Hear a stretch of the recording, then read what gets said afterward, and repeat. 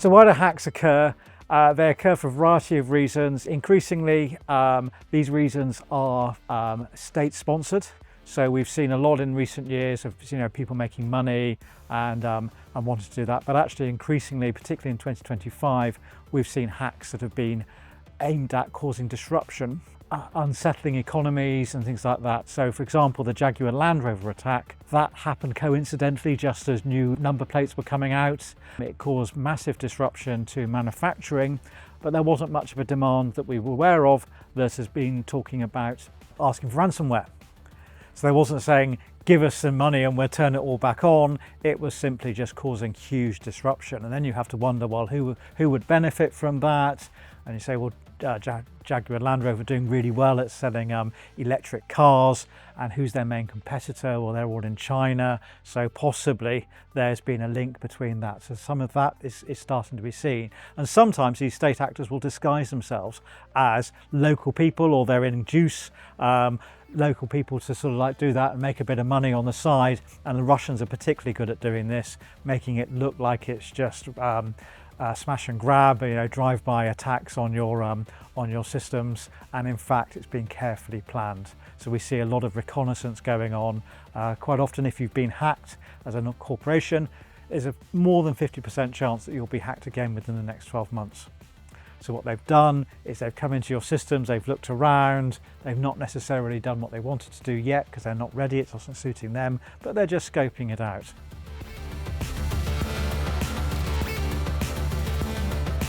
So a lot of companies will be targeted specifically because they are assuming they have a particular objective or an agenda.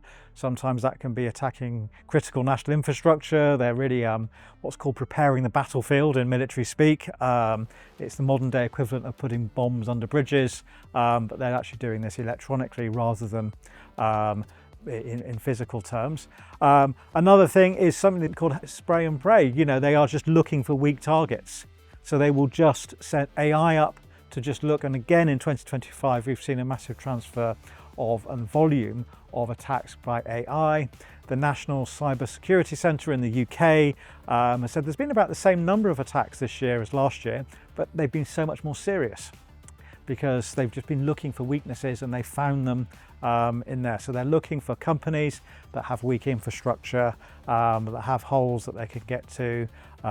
They're also looking for common partners. So a lot of hacks have been done via partners. So for example, in 2025, we've had the sort of Harrods, the Co-op, Marks and Spencer and Jaguar Land Rover all been hacked. What's the common theme before them? Not only were they all done through their supply chain, but it's actually the same partner. So Tata Consulting, which is an Indian firm, and quite often these companies, sometimes a little bit more than the badge sometimes in terms of their operations, they're not really British at all. In fact, all the operations are happening in India, and that's where they've been hacked.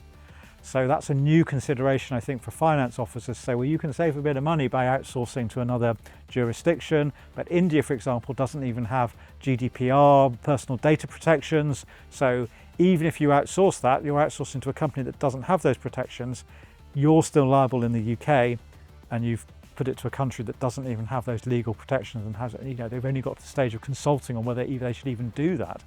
And then you've got weaker infrastructure that may be cheaper, but you need to balance then the cost saving by going abroad with how much is it going to cost if I lose all my operations? How much is it going to cost me per day? And if you're a big organisation, that, as you see with Land Rover, that could be millions per day. And Land Rover needed, for example, a 1.5 billion bailout from the government. And allegedly that was just to provide cash to provide their suppliers for short-term needs. That doesn't even cover the full impact of this hack.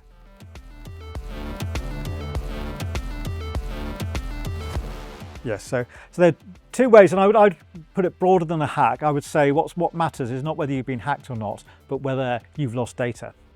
So actually, I've heard some companies saying, oh, we weren't hacked, we just gave the password away because somebody rang up and asked for it, which is actually how Marks and Spencer's got hacked. They rang up the Indian call centre, please can you give me the admin root password, and they just gave it to them with no checks or anything like that. That's apparently what happened.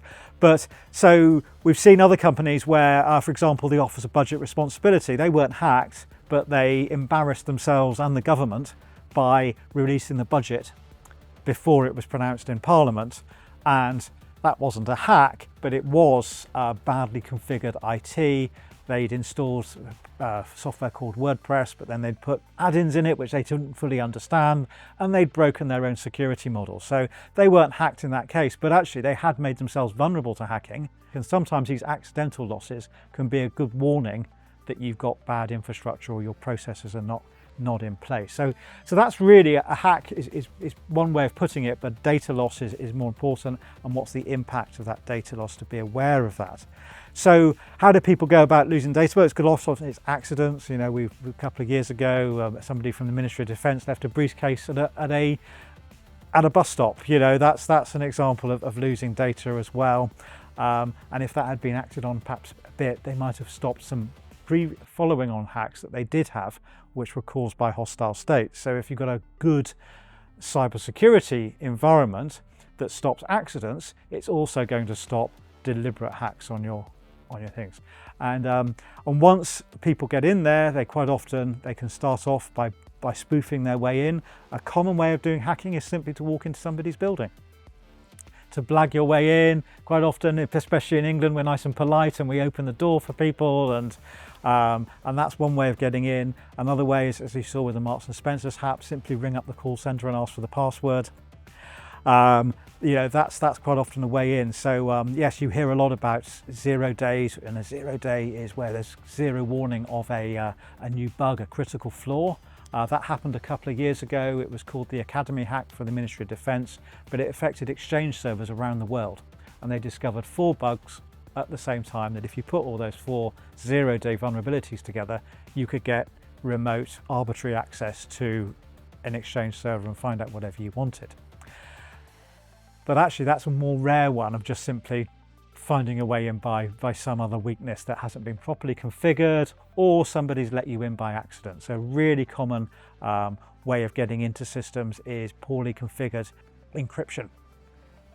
It's been the OWASP, which is the Open Web Application Security program, and they have the top 10 ways of people getting into your company, and at the top of that list almost every year is poorly configured encryption. So you think you've set it up securely, you've hired somebody to do that, and they've made some mistake, which means that encryption was not properly set up, and therefore it was possibly to decrypt or simply see data in the clear. And that's where you can see it either transmitting, or you can get straight into somebody's system because the security isn't set up. And then once they're in, sometimes they will move really quickly and move around if they've got an attack planned. Sometimes they will just sit there and observe. They will just look at what's going on. Average dwell time is about 3 months inside people's organizations. That's on average, but you see much quicker than that, and you see people being there for years. Governments called advanced persistent threats, which tend to be government sponsored, you know, can be around for years in systems. And sometimes they make a great effort to make themselves persistent. So even if they've been cleared out, they will have some secret way of hiding themselves so they can re-establish presence if they've been cleaned out. So that's another way of entering into a system. And then once they're in there, they will conduct reconnaissance. So for example, if their objective is ransomware to raise money, which again is increasingly not the main objective of hackers, although it's still a way of funding themselves, it's to find the backups, because you won't get a competent ransomware person will not ransomware you until they found your backup servers and encrypted those as well.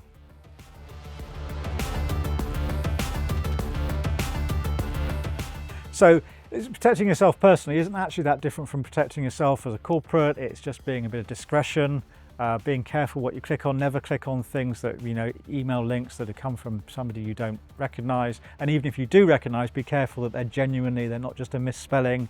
You know, it's not Marks and Spencer with an AR at the end instead of ER, and check that. So be very careful about clicking on links. Be careful about where you share your email addresses. The less you put out there on social media, the less vulnerable you will be, because now it's something called phishing, where you send out malevolent emails to try and entrap people to clicking on a link and handing over information. But now we're seeing with AI what's called spear phishing, where you're identifying a particular fish and you're trying to spear it. And that really, in electronic terms, that means an email that's been targeted especially at you. And it's found out maybe from social media what you're interested in. Are you into cycling? Do you go to church? So whatever it is that's your thing, you've just had a baby, whatever it is that you're interested in. And they might even know that you're going to an event next week, so they'll send you an email about that event and say, don't forget to re-register. So, quite often I work with companies and they do phishing training, and they do fake phishing campaigns so that people sort of there, and they tell people off for clicking on the links. And I say, don't tell people off, because first of all, we're all going to be victims sooner or later because these phishing attacks are so good. And secondly, you want to encourage people to own up when they've clicked on something. So the last thing you want to do is punish them for telling you. So in terms of protecting yourself, be caution, limit what you put on social media, and the less the better, in fact. And also make sure you've got basic places in place. I was working with one company that sells very small things to the MOD, but they were still a supplier to the MOD, and they were using a personal email address rather than a corporate. They didn't have multi-factor authentication in, so make sure you've got that turned on. Really basic, because your password is not an adequate protection for your email or for anything. Use a password manager. That could be a book. The NCSE recommends, if you don't want to use an automated, you just have a book. It's okay. That's still a good way of doing that. But keep a record of your passwords, because you can't use the same password everywhere.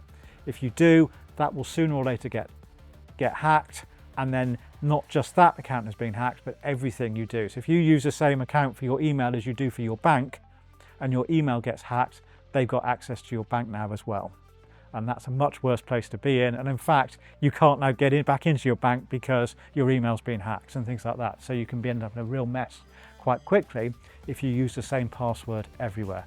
Don't just put the same password with a couple of letters afterwards, because hackers know that everybody does this. Don't use your child's name or your school or whatever. Use unusual passwords. And in fact, the NCSE recommends using 3 random words.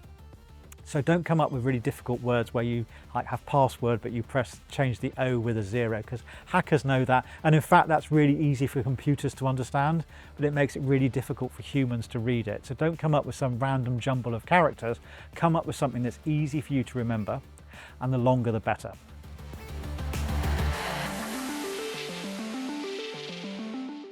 So increasingly, people are now becoming more aware of cybersecurity. This year in particular, well-known brands that you'd expect to have sort of top-flight security have been done over, and so it's become a boardroom issue. What I'm seeing, though, professionally advising a lot of these companies, is that the boards don't necessarily know how to protect themselves, and they're thinking it's a technical problem, and therefore delegating it to the technical person. So they're saying, yes, cybersecurity is very important. We've hired somebody to do that. It's called the IT director, and he's responsible for cybersecurity. That's no longer acceptable. IT is no longer something you can lose, and the factory carries on. As Jaguar, the factory is IT. And if you lose that, you lose everything. So you can't just sensibly delegate that to the IT person. You've got to understand at the top level of the company, and all the business functions need to play their roles. So that's the next evolution. So yes, by all means get certificates and pass certifications with ISO 27001, which is a risk management standard, or what the government in the UK is encouraging everybody to get cyber and security essentials. Yes, do that, but don't imagine that's enough. So really, you've got to understand that this is not just a technical problem. It's not just, should I buy a Sony computer or a Dell one. It's fundamental now to your business. Whatever it is you do, without cybersecurity, you haven't just got a degraded business, you've got no business. And what's the impact of that? How much money are you going to owe? How are you going to survive? How are you going to do that? So working all that out at the board level, and one of the areas we recommend people start is do disaster recovery. Integrate your cybersecurity with your disaster recovery. So just like most big companies, might have a plan, say if their office gets flooded, they know what they're going to do, they've got a spare site set up or something like that. Well, what happens if your whole IT infrastructure goes down? If you lose everything, what do you do? And actually, by working these through in what we call a desktop exercise and just imagining a certain type of hack has been happened, who do you speak to, who do you need to involve, gradually developing a policy so you've got learnings from every time you try it. And then it starts to make questions in the minds of directors saying, well, oh, I need to get this person involved, and that person's now going to be losing £10 million a day. So I might be worth spending a bit of money to make sure I don't do that. And then what am I going to tell the press? Well, why not write that press release in advance? Because then you've imagined what's the worst can happen, you've put some sensible things in, and if you're doing it in the day rather than at midnight on a Saturday night or something, it's going to be a better press release. And it's less likely to happen in the first place, because having imagined that, you've already starting to put plans in place to actually stop that happening in the first place. And that's actually what we call risk management. So risk management is about being open about what could go wrong, which then enables you to put plans in place to make sure that doesn't go wrong in the first place. What if the worst happens and I fail to respond and I start to lose things? What's my recovery plan? Do I rebuild it? Do I pay the ransom, which the government's discouraging, but it's still legal at the moment in the UK? Or do I just tell them to get lost and I've got to back up somewhere else that's being kept offline? You know, all those sort of things are options, and disaster recovering is a really good way into doing that. Another good way into doing that is to think about what the business impact is and do a strategic analysis of your weaknesses, your threats, what you might lose, what's really important to you, and where does it sit. And that strategic direction which directors can give to the IT people, and then the IT people have better direction on what to do. And quite often I find in companies a lot there's conflict between the IT department who's trying to make everybody secure and the sales manager who's trying to do sales as quickly as possible. And that needs to be resolved at a board level, saying actually, no, we want safe sales, we don't want maximum sales, and that's a different thing, or we only want these particular types of sales. So there needs to be a workout of what strategy you're going to do as a company to make yourself scalable and secure. And that may change depending on what type of company you are. If you're a startup and you can afford to lose it all because it's not worth much anymore, by all means be more aggressive on your cybersecurity and take some risks, that's okay. If you're a big established company with millions in the bank or a really complicated worldwide manufacturing, you need to be much more conservative, and therefore the balance of spending becomes different.